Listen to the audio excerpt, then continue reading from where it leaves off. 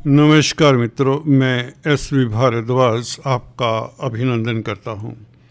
आज हम कर्क राशि की कर्क लग्न की चर्चा करेंगे। 22 तारीख से 31 दिसंबर कैसा रहता है ये समय, इसके ऊपर विचार करते हैं। दोस्तों, चंद्रमा के गोचर के हिसाब से राशिफल होता है, जिसमें ग्रहों नक्षत्रों का प्रभाव समाहित करके हम आपके लिए राशिफल प्रस्तुत करते हैं।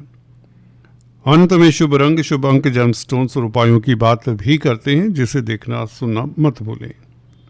ग्रहों की स्थिति कुछ इस तरह से है। कोई बड़ा परिवर्तन तो नहीं होगा इस अवधि में। एक बुध का परिवर्तन, जी हाँ दोस्तों, बुध कुमार ग्रह का परिवर्तन जरूर होगा 29 तारीख को।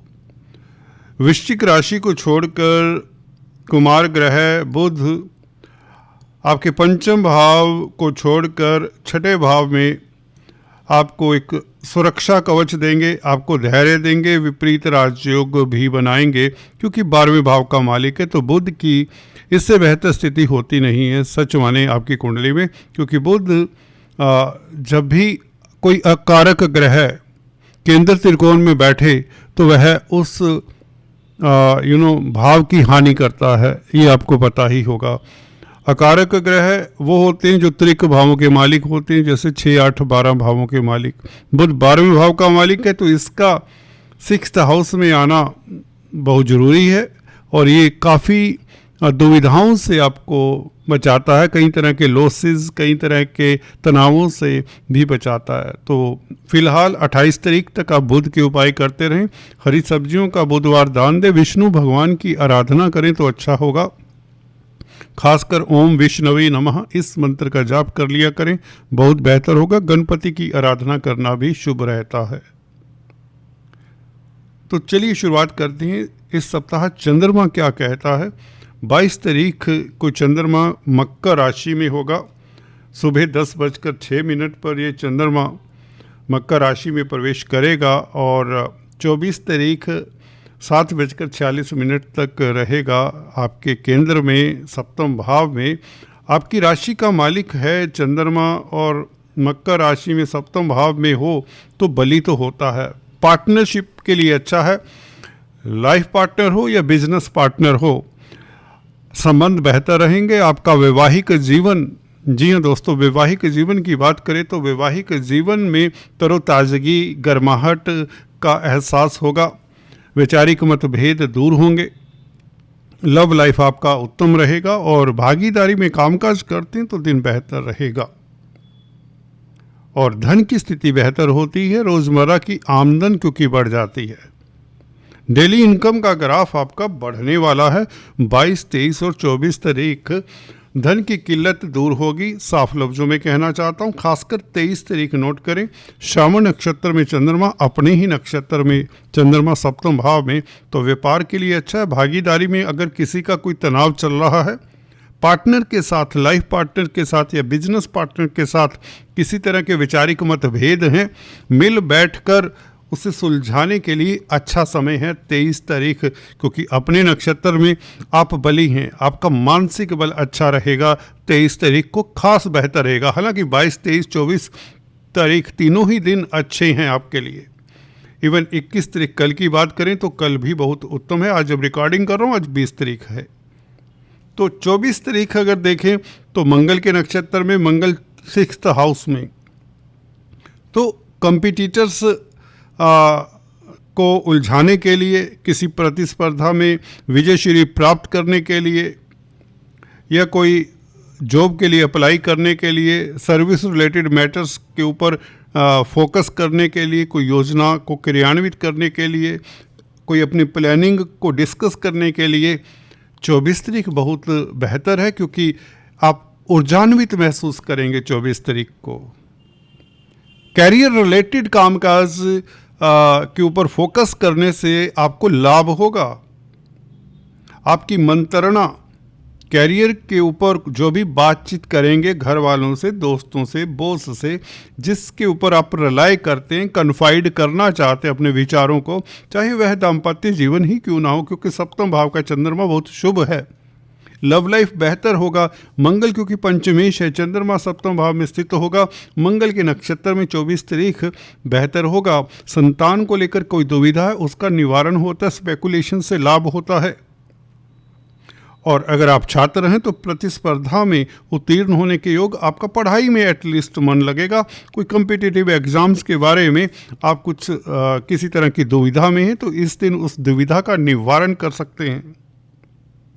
धन की स्थिति खास रूप से बेहतर होती है, आप सुकून में रहेंगे, आपका दिन बहुत अच्छा निकलेगा, खासकर 24 तारीख की बात करें। और अगर हम 25, 26 और 27 तारीख की चर्चा करें दोस्तों, राहु के साथ चंद्रमा, आप कहेंगे ये तो ग्रहण लगा देता है, परंतु देखिए गुरु की अनुकंपा आपके ऊपर है, गुरु का आशीर्वाद है आपके ऊपर, नवम दृष्टि गुरु की राहु और चंद्रमा के ऊपर, ये बहुत अच्छा योग हो जाता है। यहाँ पर चंद्रमा को बल मिल जाता है गुरु की दृष्टि के कारण। सो किसी तरह की चिंता नहीं होनी चाहिए, 1% भी आपके मन में किंतु परंतु होना ही नहीं चाहिए। फिर भी अष्टम चंद्रमा में एडवाइस किया करता हूँ कि लंबी यात्रा अवॉइड करें, अपने खान पान के ऊपर ध्यान दें और किसी के विवाद में उलझे मत, किसी को बिना मांगे सलाह मत दें। 25, 26, 27 तारीख 3 बजे तक चंद्रमा कुंभ राशि का होगा। लग्नेश का अष्टम भाव में बैठना आपके गोपनीय कष्ट दूर होते हैं। पहली बात, आप चिंता मुक्त होते हैं, गुरु की दृष्टि के कारण आप पॉजिटिव रहेंगे, नो डाउट। फिर भी राहु के साथ होने के कारण यदा कदा कुछ लोगों को अगर किसी तरह का डाउट रहता है तो उन्हें राहु के बीज मंत्रों का जाप करना चाहिए। गणपति की आराधना कर ले तो अच्छा रहेगा, भैरव देव की आराधना करें तो भी अच्छा रहेगा, शिव की आराधना करना भी अच्छा रहता है, दुर्गा माँ की उपासना भी कर सकते हैं। जो आपका इष्ट देव है उसकी आराधना करने से आपको एक मानसिक बल मिलता है, आपको सफलता मिलती है। पक्षियों को बाजरा डालने से भी अच्छा रहता है, चींटियों को आटा शक्कर डालें तो भी बेहतर रहेगा। तो देखिए कितने सारे आपके पास उपाय हैं, वो करें और रूटीन के कार्यों के लिए दिन उत्तम है। अगर हम नक्षत्रों तक देखें तो पूर्वा भद्रापद नक्षत्र में 26 तारीख गुरु के नक्षत्र में गुरु से दृष्टि भी होगा, ये अच्छा है। धर्म कर्म के कामों में आपकी रुचि रहेगी। अगर आप शिक्षक हैं, कोई टीचर हैं, गाइड हैं, फाइनेंस का कामकाज करते तो बड़ा लाभ हो सकता है भाग्य के कारण, क्योंकि गुरु भाग्यस्थान का मालिक है। खासकर अगर आप विदेशी कंपनियों में कामकाज करते हैं तो बहुत उत्तम दिन रहेगा। 26 तारीख लाभ हो सकता है। मल्टीनेशनल कंपनीज में कामकाज करने का आपको अवसर भी मिलेगा और विदेश यात्रा का मन भी करेगा। विदेशी कामकाज अच्छे बीतेंगे कहीं तो। अगर हम बात करें 28, 29 तारीख की दोस्तों, 27 तारीख से दोपहर बाद से चंद्रमा मीन राशि में प्रवेश कर जाएगा और 29 तारीख रात्रि 7:40 तक रहेगा। तो ये 2-2.5 दिन शनि के साथ चंद्रमा, शनि आपको बता दें मंगल के साथ राशि परिवर्तन योग बना रहे हैं। यहाँ पर शनि मंगल को देखते हैं और मंगल शनि को देखते हैं। ये राशि परिवर्तन योग तो नहीं, ये दृष्टि संबंध का योग है। तो यहाँ पर शनि चंद्र बैठे हैं, समझिए चंद्रमा के ऊपर मंगल की भी दृष्टि है, शनि के साथ भी हैं। तो चंद्रमा के ऊपर शनि और मंगल का प्रभाव है कहीं तो। हालांकि गुरु से चंद्रमा केंद्र में है और गुरु की राशि में है। मंगल दोस्तों आपकी योग कारक प्लैनेट है, कैरियर के मालिक हैं, 10th हाउस के मालिक हैं और पंचम भाव के मालिक हैं, विद्या बुद्धि संतान के भाव के मालिक है। चंद्रमा के ऊपर प्रभाव मंगल का तो अच्छा है, चंद्र मंगल योग अच्छा ही होता है। यहाँ पर कैरियर के लिए समय आपके लिए अच्छा रहेगा, कामकाज को लेकर आप सेटिस्फाइड रहेंगे, बॉस आपके कार्यों की सराहना करेगा, नो डाउट। स्पेकुलेशन के लिए भी समय उत्तम रहेगा क्योंकि शनि सप्तम भाव के मालिक हैं, चंद्रमा लगन के राशि के मालिक हैं। तो ये केंद्र त्रिकोण राजयोग बनता है, भाग्य स्थान में बनता है, मंगल की दृष्टि है। शनि चंद्र योग विष दोष तो बनता है, परंतु भाग्य स्थान में ये राजयोग भी है, कहीं ना कहीं ये आपको बेहतर फल ही देगा। हाँ, आप थोड़े गंभीर रहेंगे, सीरियस बातों के ऊपर गौर मत करें, आप अपनी हॉबीज़ के साथ समय बिताएं और कैरियर के ऊपर फोकस रखें।